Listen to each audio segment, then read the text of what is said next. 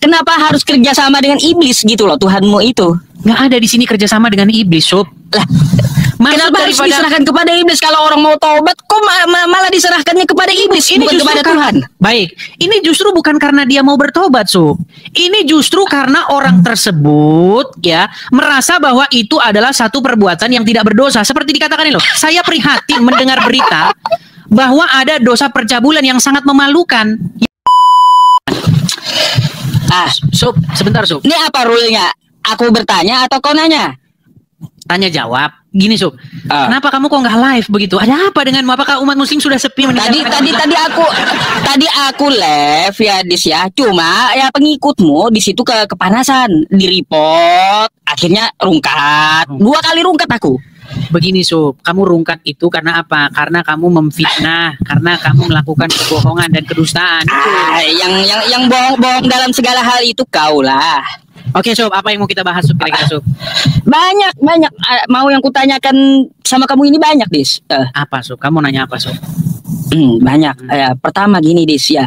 Aku yang bingung itu ya seperti di 1 Korintus 5 nomor 5 tuh. 1 Korintus 5 nomor 5. Baik, saya bukakan ya. 1 Korintus 5 nomor 5. Sebentar, Sob.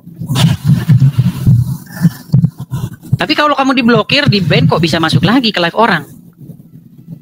Ya bisa lah. Baik. Itu kan live-nya yang dilaporkan. Bukan akunnya yang di-ban. Baik. 1 Korintus 5 ayat yang kelima. Baik. Orang itu harus kita serahkan dalam nama Tuhan Yesus kepada iblis sehingga binasa tubuhnya agar rohnya diselamatkan pada hari Tuhan. Oh, ini kan udah kamu tanya, Sob, kemarin. Masa kamu ulang lagi, Sob?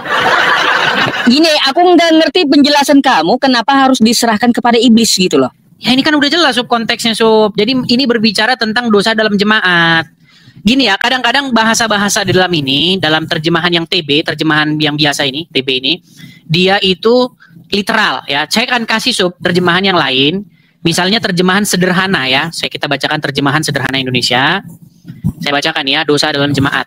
Ya, masalah tingkah laku dalam jemaat. Saya bacakan dari ayat yang pertama.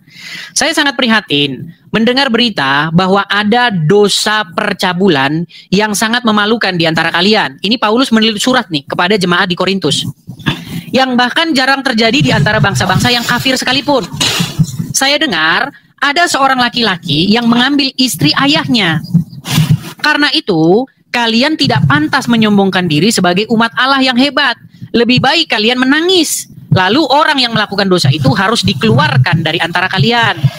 Biarpun secara jasmani saya tidak sedang berada bersama kalian, tetapi kita selalu bersama melalui persatuan rohani kita dengan Kristus. Karena itu, saya sudah menghakimi orang-orang yang berbuat dosa itu seolah-olah saya berada di sana. Ayat keempatnya. Jadi secepatnya kita segera berkumpul, yakni kalian secara jasmani dengan saya hadir secara rohani untuk bersama-sama menyerahkan orang itu kepada setan dalam nama Tuhan Yesus Kristus dengan kuasa-kuasanya. Kita berharap agar melalui serangan si iblis, nalurinya yang berdosa dihancurkan supaya jiwanya selamat pada hari kedatangan Tuhan Yesus. Tuh, udah begitu jelas kok ayatnya. Kenapa harus kerjasama dengan iblis gitu loh Tuhanmu itu? Nggak ada di sini kerjasama dengan iblis, Sob. Lah, kenapa harus diserahkan kepada iblis kalau orang mau taubat kok malah diserahkannya kepada iblis Ini bukan kepada Tuhan? Baik, ini justru bukan karena dia mau bertobat, Sob. Ini justru karena orang tersebut ya merasa bahwa itu adalah satu perbuatan yang tidak berdosa. Seperti dikatakan ini loh. Saya prihatin mendengar berita bahwa ada dosa percabulan yang sangat memalukan. Yaitu apa? Dosanya itu begini.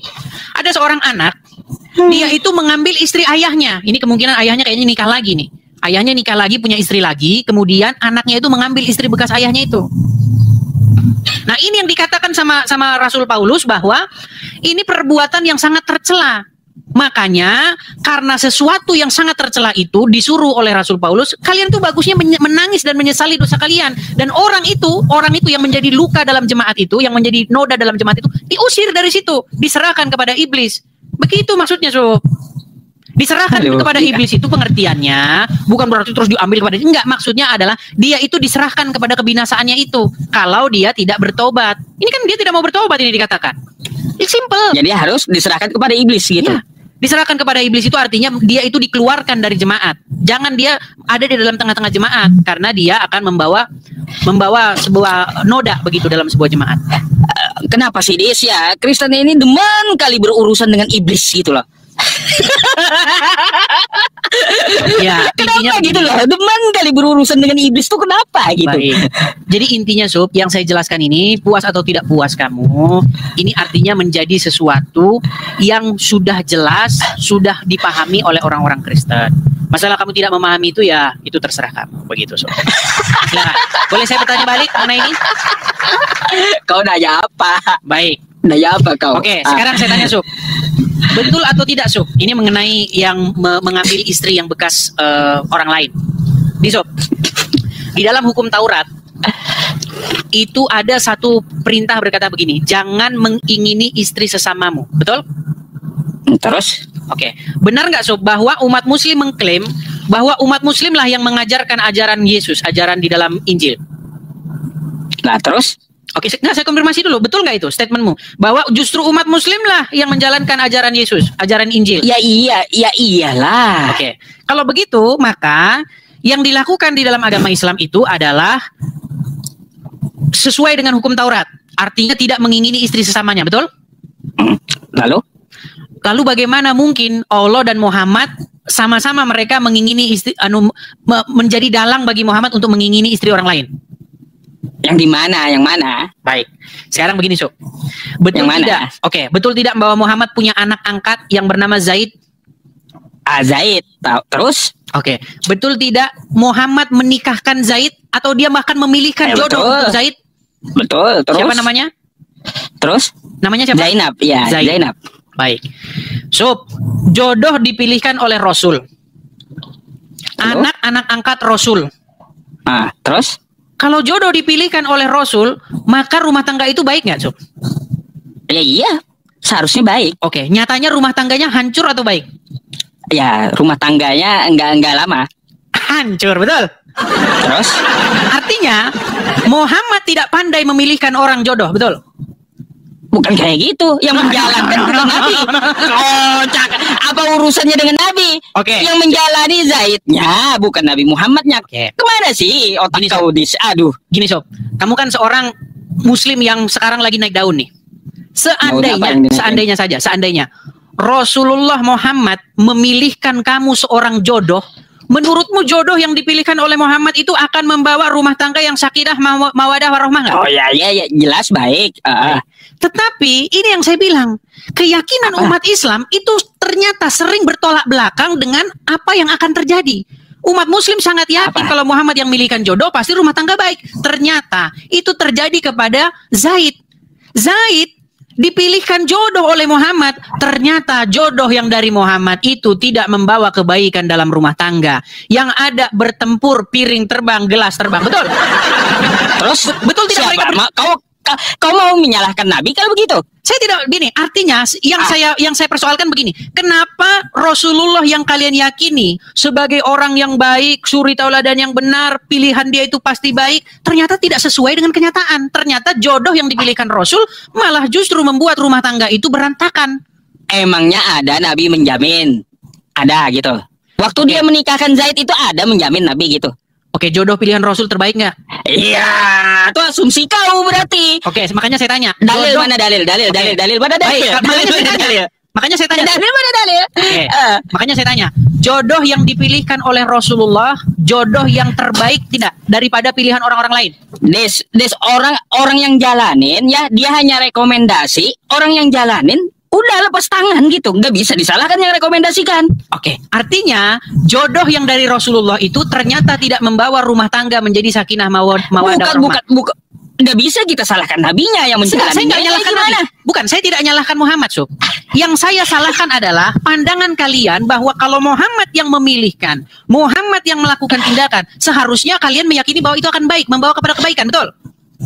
Lah, diyakini di awal, betul. Nggak tahu perjalanannya seperti apa. Tapi faktanya tidak membawa kepada kebaikan, tetapi kehancuran rumah tangga, betul? Ya nggak bisa juga disalahkan nabinya. Sob, sekali lagi Sob, coba pahami. Saya tidak begini Sob, biar suaranya terdengar. Saya tidak menyalahkan Muhammadnya.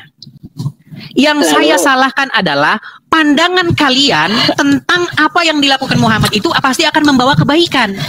Makanya saya begini Sob, kalian itu Sob, bisa jadi nanti di yaumil akhir, kalian nanti sama-sama di neraka berkata, ya Rasulullah bagaimana ini kok ternyata ke neraka. Nah makanya itu begini Sob. asumsimu. Oke, asumsi itu dibangun dari pengalaman-pengalaman yang terjadi kepada umat Islam yang dahulu mengikuti Rasul. Zaid mengikuti Rasul, dipilihkan jodoh, rumah tangganya berantakan. Para petani kurma mengikuti Rasulullah untuk meninggalkan penyerbukan, mereka gagal panen. Betul? Artinya mengikuti itu. Artinya ketika orang mengikuti perkataan Muhammad, maka orang tersebut bisa mengalami yang namanya ketidakbaikan, betul? Atau malapetaka, betul? Yang menjalaninya. Menjalani kan karena perintah Rasulullah. Nabi Muhammad itu cuma merekomendasikan, yang menjalaninya itu bagaimana? Bukan berarti Nabi merekomendasikan itu menjamin selalu baik, kagak. Rekomendasi dari Rasul baik nggak? Ya, rekomendasi itu semuanya baik, bukan dari Rasul pun baik. Namanya rekomendasi. Dari Rasul. So, rekomendasi yang dari Rasul baik nggak? Ya, namanya rekomendasi pasti baik lah. So, kalau Anda meyakini rekomendasi dari Rasul itu baik, para petani kurma yang meninggalkan penyerbukan, pengawinan benang sari dan putik itu karena dia mengikuti rekomendasi dari Rasul nggak? Iya, belum tentu yang menjalankannya kayak gimana. Ini berarti. Gak bisa kau salahkan yang merekomendasi. Ini kita bahas detailnya ya. Kita bahas detailnya. Kocak kau. So, suatu waktu Rasulullah pernah sedang lewat di Madinah. Begitu bunyi hadisnya. Lalu dia melihat para petani kurma di sana, mereka sedang mengawinkan benang sari dan putik, ditempel-tempelin tuh.